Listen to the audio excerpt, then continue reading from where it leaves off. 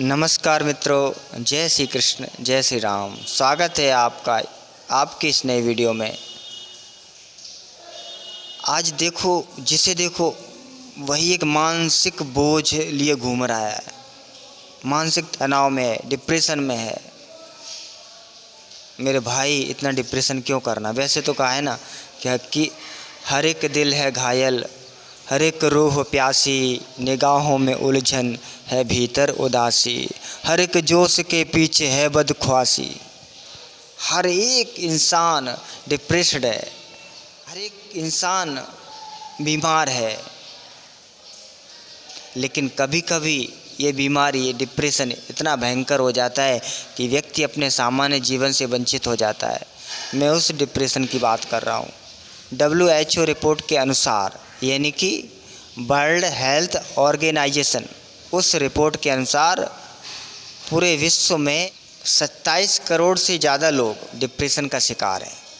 8 लाख से ज़्यादा लोग प्रतिवर्ष आत्महत्या करने को मजबूर हो जाते हैं इस डिप्रेशन के कारण।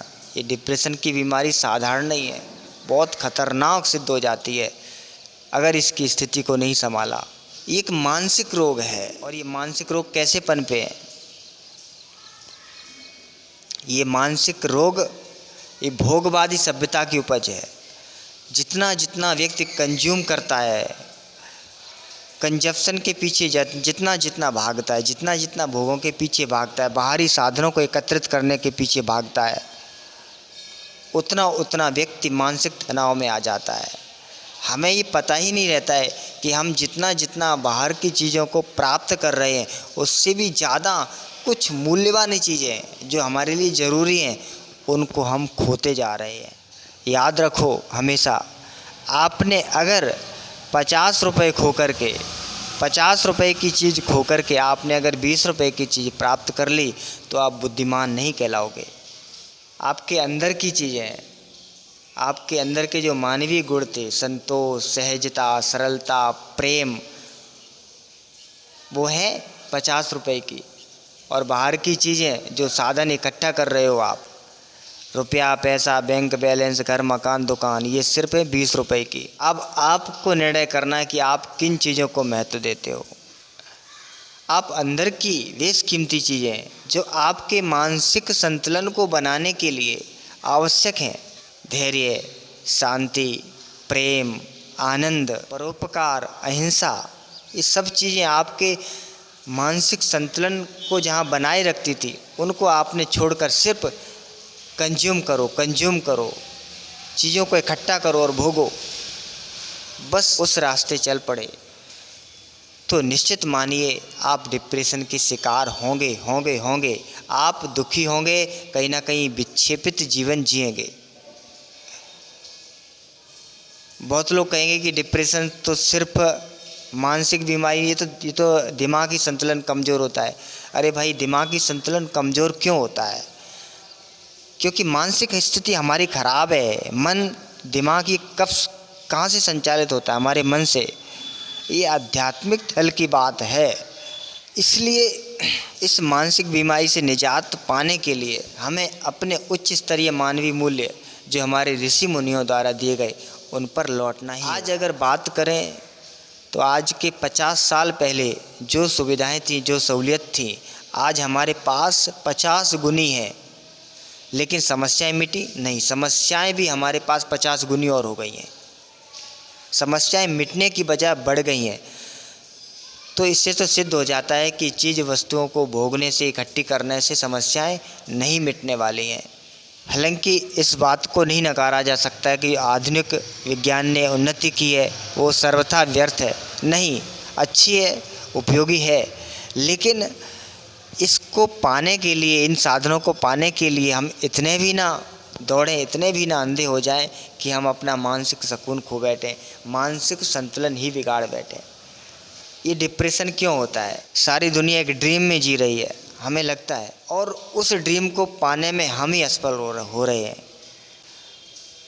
फिर हम उसको पाने के लिए दौड़ते हैं, उन चीज़ों को पाने के लिए दौड़ते हैं जो लुभावने विज्ञापन हमें दिखाए गए हैं, टीवी के द्वारा, मीडिया के माध्यम से हमारे मन मस्तिष्क में भर दिए गए हैं, वो चीज़ें बिल्कुल ही ज़रूरी नहीं हो, फिर भी हम उनको पाने के लिए दौड़ते हैं, और जब वो चीज़ें नहीं प्राप्त कर पाते हैं, वो चीज़ें नहीं पा पाते हैं, तो फिर हमारे अंदर एक निराशा हो जाती है। वही निराशा अवसाद में बदल जाती है और हम डिप्रेशन के शिकार हो जाते हैं। अरे सारी दुनिया तो भोग रही है, सारी दुनिया तो पा रही है, बड़े मज़े कर रही है और हम ही रह रहे हैं।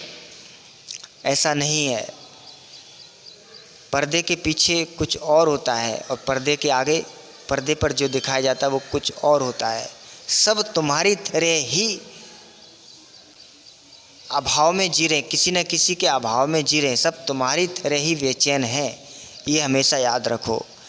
कंपनियां सिर्फ चीज़ें बनाती ही नहीं हैं, कंपनियां उन चीज़ों को बेचने के लिए एक मार्केट भी तैयार करती हैं। वो बेचने की चीज़ों का मार्केट हमारे दिल दिमाग में तैयार किया जाता है, मीडिया के माध्यम से, प्रचार के माध्यम से।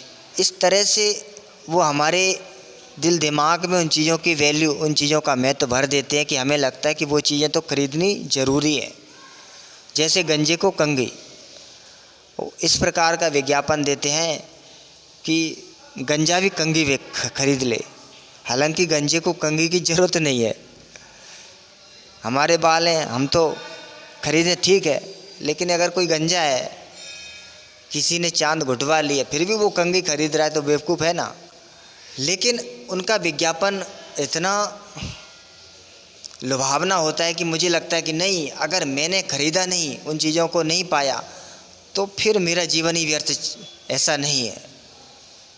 आप जो चीज़ें खरीदते हो, एक बार उन चीज़ों को खरीदने से पहले अपने मन में विचार कर लो कि क्या वो चीज़ें हमारे लिए ज़रूरी हैं।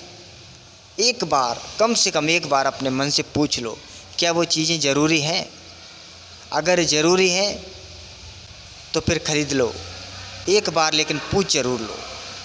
मैं आपको गारंटी, मैं आपको विश्वास दिलाता हूँ, आपकी 50% चीज़ें कम हो जाएंगी, क्योंकि वो चीज़ें आपके लिए बिल्कुल ज़रूरी नहीं है। 50% आपके खर्चे कम हो जाएंगे, 50% आपका मनी बच जाएगा, आपकी पॉकेट बच जाएगी। कंपनियां इतनी शातिर होती हैं, इतनी चालाक होती हैं अपनी जेबें भरने के लिए, कि ऐसे लुभावने विज्ञापन दे दे करके तुम्हें लगता है कि नहीं ये तो ज़रूरी है। किसी शादी का विज्ञापन आएगा, तुम्हें क्या लगता है कि वो शादी की सिर्फ खबर मात्र होती है? खबर नहीं होती है। किसी एक्ट्रेस की शादी, जो समाचार हमें मिलता है, जो खबर होती है, वो सिर्फ खबर मात्र नहीं होती है, उसके पीछे पूरी इंडस्ट्रीज काम करती है, ज्वेलरी इंडस्ट्रीज काम करती है, और अन्य चीज़ों की कंपनी, और जो कंपनियां हैं वो काम करती हैं। वो अपने विज्ञापन देती हैं लुभावने लुभावने उस शादी में। हमें पता ही नहीं चलता कि इनका विज्ञापन चल रहा है कि शादी की खबर चल रही है। लेकिन हमारे मन मस्तिष्क में ऐसा हो जाता है कि बस अगर हमारे बेटे या बेटी की शादी हुई तो ये चीज़ें तो बहुत ज़रूरी हैं, ये ज्वेलरी तो ज़रूरी है, क्योंकि उस हीरो ने, उस एक्ट्रेस ने ये ज्वेलरी पहनी थी ना। इस प्रकार के सोफ़े, इस प्रकार के इवेंट ज़रूरी होने चाहिए, जो दिमाग में बड़ी चालाकी से हमारे दिमाग में घुसेड़ दिए जाते हैं, और फिर हम वही कोशिश करते हैं। पर उसमें जब हम उन चीज़ों को, या ऐसा मूवमेंट करने को, उन चीज़ों को करने में असफल हो जाते हैं, तो फिर एक कलह होता है।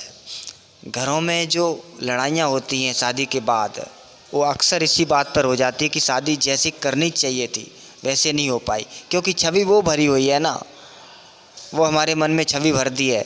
इस प्रकार के कपड़े होने चाहिए, इस प्रकार के गहने होने चाहिए, इस प्रकार का सोफ़ा होना चाहिए, इस प्रकार का जो वहाँ सामान था, वो चीज़ें, जो मूवमेंट, जो इवेंट वहाँ पर किए गए थे ना, वही 4-5 प्रकार के जो महंगे महंगे इवेंट, वही हमें करना है। तो नहीं हो पाते हैं तो फिर लड़ाइयाँ होती हैं, लोग डिप्रेशन में आ जाते हैं। लोग पहले से ऐसी महंगी शादियां करने के लिए पहले से धन जोड़ते हैं, नहीं जोड़ पाते हैं तो फिर डिप्रेशन में आ जाते हैं। इस प्रकार